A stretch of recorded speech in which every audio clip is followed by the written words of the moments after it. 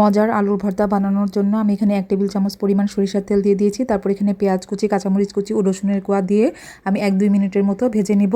ভেজে নেওয়ার পর এখানে আমি সিদ্ধ করা 3টি বড় বড় সাইজের আলু দিয়ে দিয়েছি। দিয়ে তারপর এখন ভালো করে সব একসাথে মিশিয়ে নিব। মিশিয়ে নেওয়ার পর আমি এক পাশ ভালো করে ভেজে নিব। এতে এক পাশ যখন হালকা বাদামি কালার হয়ে আসবে তখন উল্টিয়ে দিব। এভাবে করে উল্টিয়ে দেওয়ার পর এখন আমি অপর পাশেও এরকম বাদামি কালার করে ভেজে এবং 1 মিনিটের মতো একটু হাই হিটে একটু ভেজে নিব। ভেজে নেওয়ার পর তারপরে এখন আমি বাটির মধ্যে নিয়ে নিচ্ছি। নিয়ে তারপরে এখন আমি কাঁটা চামচ দিয়ে আমি এটা ভেঙে নিব। গরম অবস্থায় ভেঙে নিতে হবে, তাহলে ভর্তাটা খেতে খুবই ভালো লাগবে। আর এই তো আমি ভেঙে নিয়েছি। নেওয়ার পর এখন আমি এখানে পরিমাণ মতো লবণ দিয়ে দিয়েছি। তারপরে এখানে আমি ধনেপাতা কুচি ও টমেটো কুচি দিয়ে দিয়েছি। দিয়ে এখন ভালো করে আমি সব একসাথে মিশিয়ে নিব। মিশিয়ে তারপরে ভর্তাটা বানিয়ে নিব এবং পুরোপুরি মাখিয়ে বানাবো না, একটু আধা ভাঙা করে রাখবো আলুগুলো। এই তো এরকম হবে।